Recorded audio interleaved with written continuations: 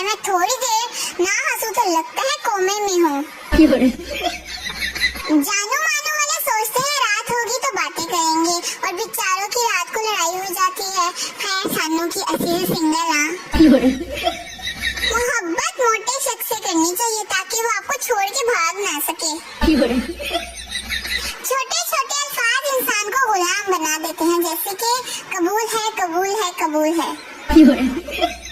सुनो जाना, दिल के बदले दिल तो सभी देते हैं, तुम इस बार हमारा बिजली का बिल दे दो। लड़का आई लव यू, लड़की गुस्से से मेरी चप्पल का साइज पता है ना। लड़का वाह नहीं वाह, हले दोस्ती हुई नहीं तो फिर मैशा शुरू। सीरियस सवाल, जब मजाक उड़ाया जाता है तो ये उड़ के कहाँ जाता है?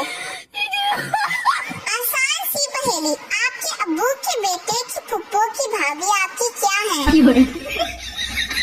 तूफानों से कह दो कि अपनी औकात में रहें। हमारी गर्लफ्रेंड पतली सी है, अगर कहीं उड़ गई। 2 दिन नेट नहीं था तो मैं अपने घर वालों के साथ बैठा और मुझे पता चला यार ये तो बहुत अच्छे लोग हैं। लाइक करो, फॉलो करो, अस्सलाम वालेकुम।